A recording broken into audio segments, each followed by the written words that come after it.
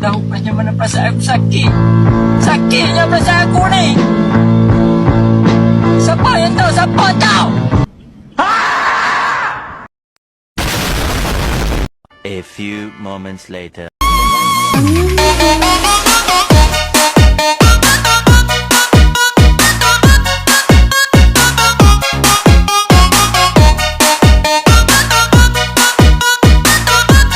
Shalom, perkenalkan nama saya Marga Ronda, NIM 25320296. Di sini saya akan menjelaskan tentang materi tentang dasar Alkitab. Dasar Alkitab, apa kata Alkitab mengenai kesehatan? Dengan berolahraga secara pantas dan makan selayaknya, inilah prinsip yang diberikan Alkitab mengenai kesehatan dan olahraga.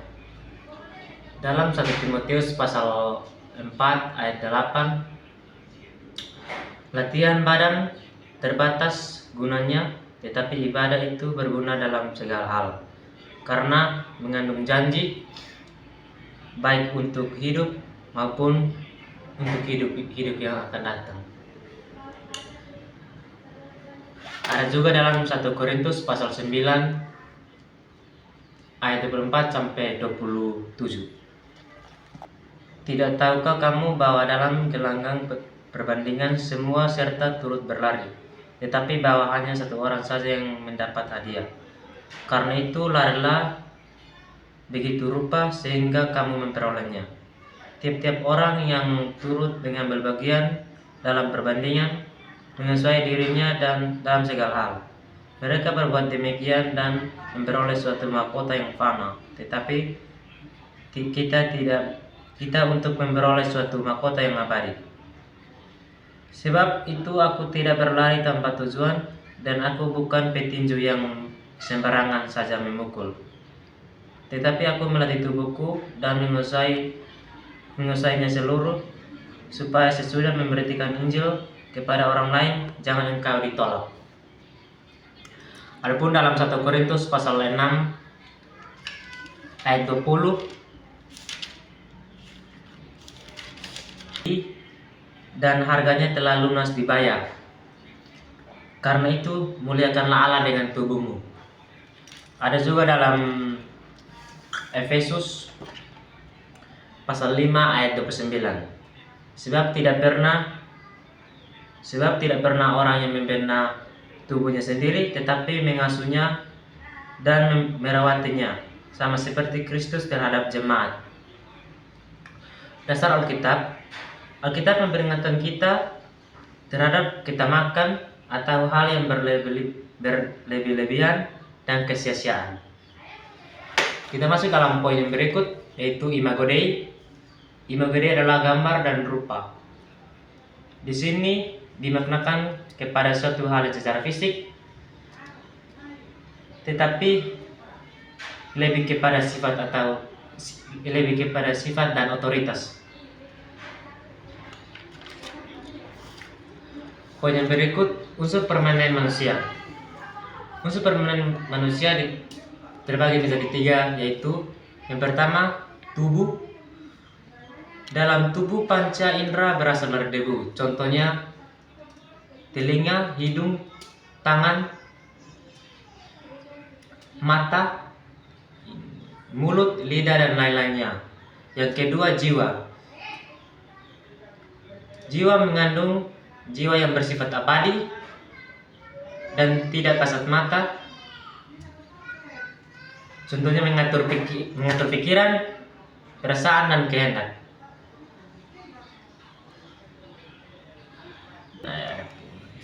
Dalam Filipi pasal 2 ayat 1-5, jadi karena dalam Kristus ada nasihat dan ada penguburan kasih, ada persekutuan roh, ada kasih mesra dan belas kasihan. Karena itu sempurnakanlah sukacitaku dengan ini, hendaklah kamu sehati sepikir dalam satu kasih, satu jiwa, dan satu tujuan. Dengan ini tidak mencari kepentingan sendiri atau puji-pujian yang sia-sia. Sebaliknya, kehendak dengan rendah hati yang seorang menganggap yang lain lebih utama daripada dirinya sendiri. Dan janganlah tiap-tiap orang hanya memperhatikan kepentingannya sendiri, tetapi kepentingan orang lain juga. Hendaklah kamu dalam hidupmu bersama menaruh pikiran dan perasaan yang terdapat juga dalam Kristus Yesus. Poin yang berikut, yang ketiga, roh. Roh adalah sarana bentuk bertemu dengan Allah Bapa. Tubuh ditambah roh sama dengan jiwa. Apa yang paling banyak masuk melalui tubuh dan kemudian akan Tuhan akan menentukan kualitas jiwa. Ketika itulah Tuhan yang membentuk manusia, membentuk dari tanah dan menghembuskan nafas hidup ke dalam hidungnya, demikianlah manusia itu menjadi makhluk yang hidup. Roh manusia tahu apa yang terjadi dalam diri kita. Setelah kematian, roh kembali kepada Allah yang memberikannya. Roh ini diingininya dengan cemburu. Yang berikut, ruach. Ruach sama dengan roh yang memberi kehidupan untuk pertumbuhan atau kemajuan. Neshama berfungsi sebagai roh yang memiliki unsur pengertian dan unsur kesadaran. Arti kata poin yang berikut, arti kata imago Dei. Dalam Kejadian pasal 1 ayat 27, maka Allah menciptakan manusia itu seturut gambarnya, menurut gambar Allah, dan diciptakannya dia. Ia laki-laki dan perempuan diciptakannya mereka. Ada juga arti kata imago Dei dalam Kejadian pasal 2 ayat 7. Ketika itulah Tuhan membentuk manusia dari debu tanah dan menghembuskan nafas hidup ke dalam hidungnya, demikianlah manusia itu menjadi makhluk yang hidup. Ada 2 Timotius pasal 3 ayat 1 sampai 9. 2 Timotius pasal 3 ayat 1 sampai 9. Keadaan manusia pada akhir zaman. Ketahuilah bahwa pada hari terakhir akan datang masa yang sukar. Manusia akan mencintai dirinya sendiri dan menjadi hamba uang. Mereka yang membual dan menyombongkan diri, mereka akan menjadi penfitnah. Mereka akan memberontak terhadap orang tua dan tidak tahu berterima kasih, tidak memperdulikan agama, tidak tahu mengasihi, tidak tahu berdamai, suka menjelekkan orang yang tidak dapat mengengkang diri, garang, tidak suka yang baik, suka mengkhianat, tidak berpikir panjang, berlaku tahu, lebih menuruti hawa nafsu daripada menuruti Allah. Secara lahiriah mereka menjalankan ibadah mereka, tetapi pada hakikatnya mereka memungkiri kekuatannya. Jauhilah mereka itu, sebab di antara mereka terdapat orang-orang yang menyelundup ke rumah orang lain dan menjerat perempuan-perempuan yang lemah, syarat dan dosa, dan dikuasai oleh berbagai nafsu, yang walaupun selalu ingin diajar, namun tidak pernah dapat mengenal kebenaran.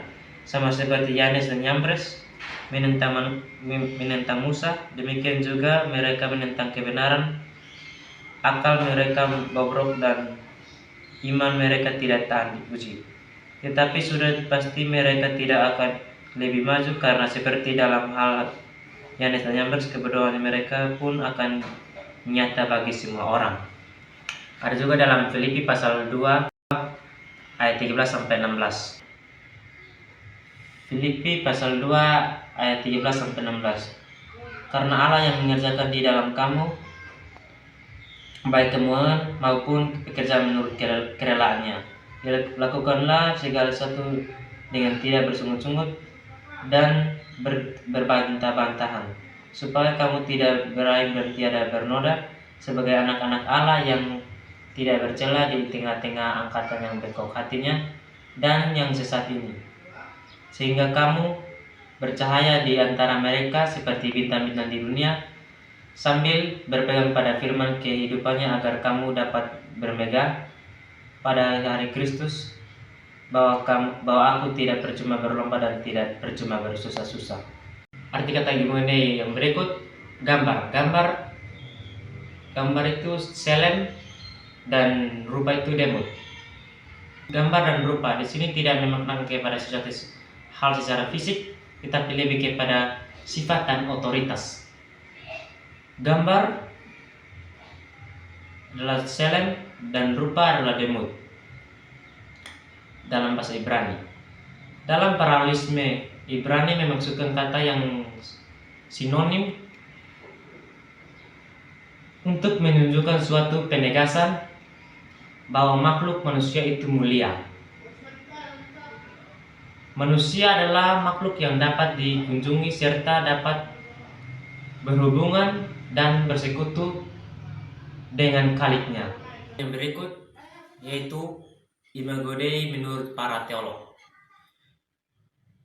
Menurut beberapa teolog yang menafsirkan kata gambar secara harfiah, imago Dei mencerminkan keserupaan manusia dengan Sang Pencipta, yang tercermin dalam aspek-aspek akal budi, perilaku, emosi, dan moralitas yang membedakan manusia dari makhluk-makhluk lainnya. Menurut H. Horst, kemampuan manusia untuk menyadari dirinya sendiri yang membuat memiliki aspek ilahi. Menurut Westermann, tidak ada perbedaan antara istilah gambar dan rupa. Gambar dan rupa digunakan ketika manusia merespon kasih Allah. Menurut Irenaeus, membedakan antara gambar dan rupa dalam imago Dei. Gambar merujuk pada unsur fisik, sedangkan rupa merujuk pada unsur etis. Menurut Erastus Sabdono, gambar dan rupa Allah memiliki perbedaan yang penting. Gambar terdiri dari jiwa dan roh, sedangkan rupa terdiri dari. Menurut John Calvin yang menyatakan bahwa aspek spiritual yang tak terlihat dan abadi dari gambar dan rupa Allah ada dalam jiwa manusia. Gambar poin yang berikut, arti gambar dan rupa. Arti gambar sama dengan perasaan, pikiran, dan kehendak. Manusia memiliki pikiran, perasaan, dan kehendak sama seperti Allah Bapa. Filipi pasal 2 ayat 5. Hendaklah kamu dalam hidupmu bersama menaruh pikiran dan perasaan yang terdapat juga dalam Kristus Yesus. Kata gambar sama dengan kesurupan, kualitas dari pikiran, perasaan, dan kehendak. Kesurupan ini harus manusia kejar karena ini adalah tanggung jawab kita. Arti kata rupa, keserupaan, kualitas dari pikiran, perasaan, dan kehendak. Keserupaan ini harus manusia kejar karena ini adalah tanggung jawab kita.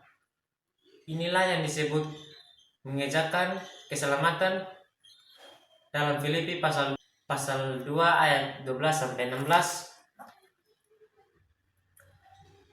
Hai saudara-saudaraku yang dikasih, kamu senantiasa taat, karena itu tetaplah kerjakan keselamatanmu dan takut dan gentar, bukan saja seperti waktu aku masih hadir, tetapi berlebih pula sekarang waktu aku tidak hadir. Karena Allah yang mengerjakan di dalam kamu, baik kemauan maupun pekerjaan menurut kerelaannya. Lakukanlah dengan segala sesuatu yang tidak bersungut-sungut dan berbantah-bantahan, supaya kamu tidak beraib tiada noda berbagai anak Allah yang tidak bercela di tengah-tengah angkatan yang berengkok hatinya dan yang sesat ini, sehingga kamu bercahaya di antara mereka seperti bintang-bintang di dunia, sambil berpegang pada firman kehidupan, agar aku dapat bermegah pada hari Kristus, bahwa aku tidak percuma berlomba dan tidak percuma berbusa susah. Kejadian pasal 3. Adam dan Hawa ingin mendapatkan ini secara instan, sehingga mereka jatuh dalam dosa. Dalam Roma pasal 8 ayat 28 sampai 29 menjelaskan mengenai standar dari keserupaan. Kita tahu sekarang bahwa Allah turut bekerja dalam segala sesuatu untuk mendatangkan kebaikan bagi mereka yang mengasihi Dia, yaitu bagi mereka yang terpanggil sesuai dengan rencana Allah. Sebab semua orang yang dipilihnya dari semula, mereka juga ditentukannya dari semula untuk menjadi serupa dengan segambaran anaknya, supaya ia, anaknya itu, menjadi yang sulung di antara banyak saudara. Juga dalam 1 Korintus pasal 2 ayat 16. Sebab siapakah yang mengetahui pikiran Tuhan sehingga ia dapat menasihati dia, tetapi kami memiliki pikiran Kristus. Ada juga dalam Filipi pasal 2 ayat 5. Hendaklah kamu dalam hidupmu bersama menaruh pikiran dan perasaan yang terdapat juga dalam Kristus Yesus. Poin yang berikut, kualitas pikiran dan perasaan akan menghasilkan manusia yang memiliki 4 potensi. Potensi yang pertama spiritual. Ruach, unsur kehidupan. Nesiama, unsur kesadaran, ketajaman dan membedakan kebenaran dan nyaris benar. Nilai potensi yang berikut, nilai potensi intelektual, logika, analisa, evaluasi, kritis, memilih, memutuskan, bertimbangkan, menilai. Moral, yaitu etika, benar salah, integritas, empati, bersih, tepat, terperilaku. Potensi yang keempat yaitu potensi mental, yaitu berpikir kompleks, kreatif, survive, adaptif, daya juang, pengembang, problem solving, belajar hal-hal baru dan lain-lainnya. Manfaat dasar kitab adalah untuk menuntun, mengajar, memperbaiki dan membentuk manusia agar hidupnya berkenan kepada Allah dan berguna bagi sesama. Mengingatkan manusia akan nilai, tanggung jawab dan tujuan hidupnya sebagai ciptaan yang mencerminkan kemuliaan Allah. Pertanyaannya, apa makna konsep Imago Dei, gambar dan rupa Allah dalam kehidupan manusia sehari-hari menurut pandangan Alkitab?